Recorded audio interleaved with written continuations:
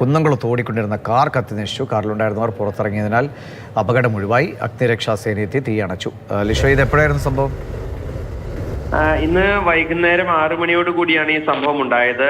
കുന്നംകുളം പട്ടാമ്പി റോഡിലൂടെ ഈ കാർ സഞ്ചരിക്കുന്നതിനിടയിൽ കാറിന്റെ മുൻവശത്ത് നിന്ന് പുക ഉയരുന്നത് കണ്ടു. അങ്ങനെ ഉടനടി തന്നെ ഈ വാഹനത്തിൽ ഉണ്ടായിരുന്നവർ പുറത്തേക്ക് ഇറങ്ങി ഓടിയതിനാലാണ് വൻ ദുരന്തം ഒഴിവായത്. വിവരമറിഞ്ഞ് കുന്നംകുളം അഗ്നിരക്ഷാ സേനയിലെ 2 യൂണിറ്റ് വാഹനങ്ങൾ എത്തിയാണ് തീ അണയ്ക്കാനുള്ള ശ്രമം നടത്തിയതും ഉടനടി തന്നെ തീ അണയ്ക്കാനും കഴിഞ്ഞിട്ടുണ്ട്. കാറിലാകെ ഡ്രൈവറും അതുപോലെ തന്നെ ഈ ഒരു മണികണ്ഠൻ എന്ന് പറയുന്ന ജീവനക്കാരനും അതിനോടൊപ്പം തന്നെ ഉടമയായ പാലക്കാട് സ്വദേശിയായ അന്നപൂർണേശ്വരിയുമാണ് ഈ കാറിൽ ഉണ്ടായിരുന്നത് എന്നുള്ളതാണ് വിവരം.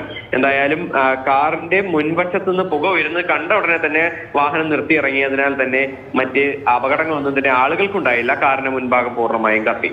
ശരി. കുന്നംകുളത്താണ് ഓടിക്കൊണ്ടിരുന്ന കാർ കത്തിനശിച്ചത്. എന്തായാലും യാത്രക്കാരൊക്കെ പെട്ടെന്ന് ഇറങ്ങിയതുകൊണ്ട് ആളപായമൊന്നും ഉണ്ടായില്ല. പക്ഷേ കാർ നശിച്ചു. ലിഷോയാണ് വിവരങ്ങൾ നൽകിയത്.